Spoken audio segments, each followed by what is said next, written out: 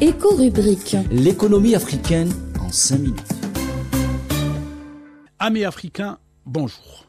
Encore le bilan de cette manifestation africaine qui s'est déroulée à Alger et qui a été d'un succès inégalable et d'un dévouement de la part de différents participants, aussi bien institutionnels, entreprises qu'économiques. Mais je voudrais cette fois-ci faire le bilan par rapport aux entreprises algériennes. Encore une fois, cette manifestation par rapport aux différents contrats qui ont été signés et aux protocoles d'accord qui ont été signés démontre que la machine est sur la bonne voie, démontre que le processus de mise en œuvre de l'architecture de développement économique en Algérie commence à donner des résultats assez probants. Quand on examine les 11,4 milliards de dollars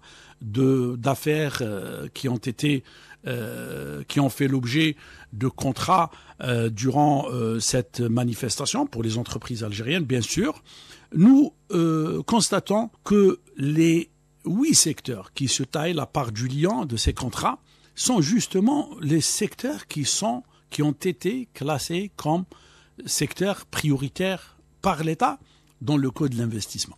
L'architecture économique qui se manifeste, qui a été mise en place dans le Code de l'investissement, donne la priorité à 7 secteurs. 7 secteurs d'activité qui sont les mines, la pétrochimie, la sidérurgie, la mécanique, l'agriculture et l'agroalimentaire, la pharmacie, le secteur des nouvelles technologies et enfin le tourisme.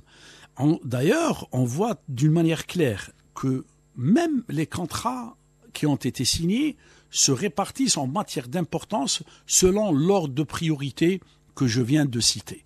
Les mines se sont taillées la plus grande part des contrats qui ont été signés, suivis bien sûr du secteur de la pétrochimie et de la sidérurgie, ce qui démontre qu'en matière de réflexion et en matière d'architecture du système de développement économique prévu par les pouvoirs publics, la cohérence est là.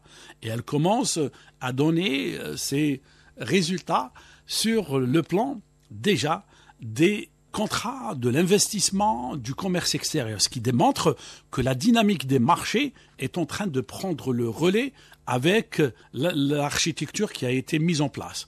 Ce qui est intéressant dans tout cela, d'ailleurs, c'est la même chose est à noter dans les autres secteurs d'activité, que ce soit la pharmacie, que ce soit l'agroalimentaire, que ce soit le secteur des start-up, qui eux aussi ont bénéficié d'accords assez importants.